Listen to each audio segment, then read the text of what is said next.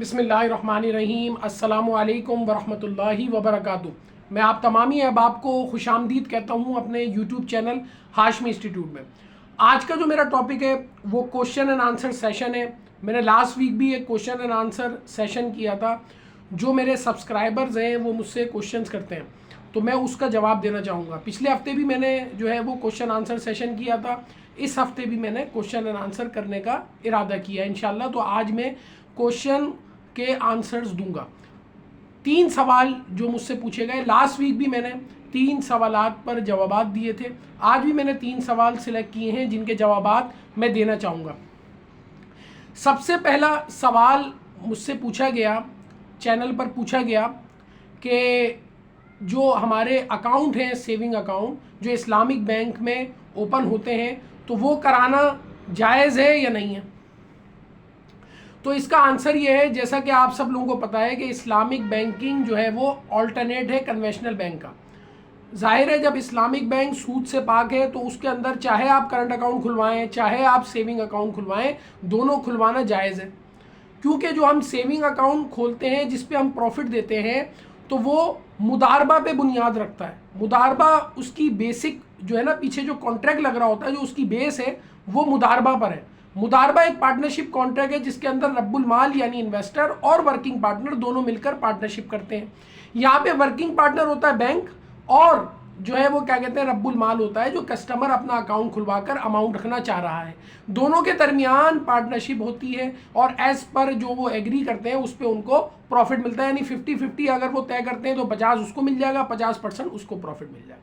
तो saving account Islamic bank के अंदर खुलवाना जायज़ है क्योंकि वो मुदारबा की बुनियाद पर रन कर रहा होता है या चल रहा होता है। ठीक है। दूसरा सवाल जो मुझसे पूछा गया वो ये पूछा गया, सलम और इस्तिस्ना के अंदर जो है वो आप फ़र्क बता दीजिए। देखें, सलम और इस्तिस्ना पे मैं लेक्चर रिकॉर्ड कर चुका हूँ, वो भी आप सुन सकते हैं। इन एडिशन मैं यही कहना चाहूँगा कि दोनों जो है वो सेल के कॉन्ट्रैक्ट होते हैं। अच्छा, सलम और इस्तिस्ना के अंदर थोड़ा बारीक सा डिफरेंस है, वो मैं आपको बताता हूँ। सलम सेल कॉन्ट्रैक्ट है, ज़्यादातर ये एग्रीकल्चरल गुड्स के अंदर यूज़ होता है और करेंसी के अंदर भी सलम को यूज़ किया जाता है, करेंसी एक्सचेंज में। अच्छा, इसमें होता यह है कि आप सेल का कॉन्ट्रैक्ट करते हैं और डिलीवरी इसके अंदर फ्यूचर डेट में होती है, लेकिन इसमें एक शर्त है कि जो पेमेंट होगी वो फुल एडवांस होगी। यानी मिसाल के तौर पर मुझे 5 लाख रुपए पेमेंट करनी है सलम के अंदर, सेल का कॉन्ट्रैक्ट है, आज मैं पेमेंट कर रहा हूँ, डिलीवरी मुझे मिलेगी फ्यूचर के अंदर, तो पूरी एडवांस पेमेंट मैं आज की तारीख में करूँगा तो ही मेरा सलम का कॉन्ट्रैक्ट एग्जीक्यूट होगा। पहली चीज़। एग्रीकल्चरल गुड्स के अंदर यूज़ होता है, मिसाल के तौर पर मैंने आम के बाग को आज ख़रीद लिया, कल जो भी उसमें आम उगेंगे वो मैं उससे परचेज़ कर लूँगा, फ्यूचर के अंदर आम आएंगे ज़ाहिर है। तो ये एक कॉन्ट्रैक्ट ऐसा होता है जिसके अंदर एडवांस पेमेंट मैंडेटरी है, सेल का ये कॉन्ट्रैक्ट है, फ्यूचर डिलीवरी इसके अंदर जो है वो मिलती है आपको। तो ये एक बेसिक सा मैंने आपको इंट्रोडक्शन दिया सलम का। इसी के बरक्स जो इस्तिस्ना है वो क्या है वो बताता हूँ। इस्तिस्ना के अंदर क्या होता है, ऑर्डर टू मैन्युफैक्चर, यानी इस्तिस्ना के अंदर आप दोनों चीज़ें, इसके अंदर भी डिलीवरी फ्यूचर के अंदर होती है, सलम के अंदर भी फ्यूचर के अंदर डिलीवरी होती है और इसके अंदर भी फ्यूचर में डिलीवरी होती है। फ़र्क क्या है, इस्तिस्ना के अंदर आप ऑर्डर देते हैं कि भाई मुझे ये पर्टिकुलर फर्नीचर बनवाना है, इसको जो है मैन्युफैक्चर करके मुझे आप दे दीजिए, तो आज आप ऑर्डर करेंगे कल आपको मिलेगा, यानी फ्यूचर डेट में मिलेगा। पेमेंट आप एडवांस भी कर सकते हैं, डेफर्ड भी कर सकते हैं, आपकी मर्जी है, ये आपके ऊपर है कि आपका मुआहिदा क्या तय पाता है। दोनों ही सेल के कॉन्ट्रैक्ट, उसके अंदर आप जो है वो एग्रीकल्चरल प्रोडक्ट में यूज़ करते हैं या ऑर्डर टू मैन्युफैक्चर है, दोनों के अंदर ये फ़र्क है। उसके अंदर एडवांस पेमेंट सलम के अंदर करना शर्त है, मैंडेटरी है। इसके अंदर ये है कि आप एडवांस पेमेंट करना चाहें एडवांस पेमेंट करते हैं, डेफर्ड पेमेंट करना चाहें डेफर्ड पेमेंट भी कर सकते हैं।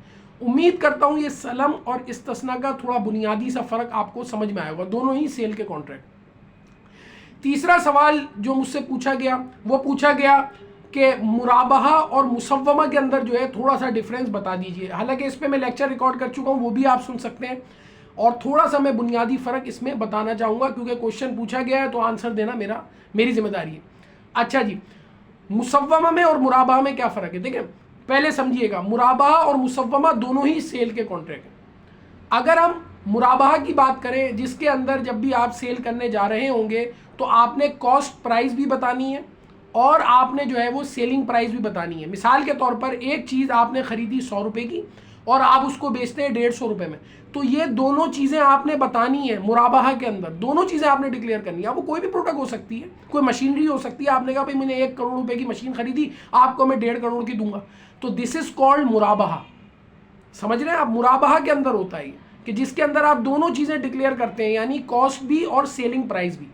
इसी के बरक्स जो मुसव्वमा होता है उसमें सिर्फ और सिर्फ सेलिंग प्राइस बताई जाती है, कॉस्ट उसके अंदर डिक्लेयर नहीं की जाती। ये बेसिक सा फर्क है। अब प्रोडक्ट आप कोई भी उठा लें, मिसाल के तौर पर मैं जनरल स्टोर पे कोई चीज़ खरीदने जा रहा हूँ तो उसमें रकम जो लिखी है वो उसकी सेलिंग प्राइस है, मुझे नहीं पता कि इस दुकानदार को कितने की पड़ी, तो दिस इज कॉल्ड मुसव्वमा।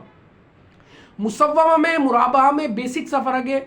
मुराबाहा के अंदर दोनों चीज़ें डिक्लेयर की जाएंगी, प्रोडक्ट कोई भी हो सकती है, कॉस्ट भी बताई जाएगी और सेलिंग प्राइस भी बताई जाएगी।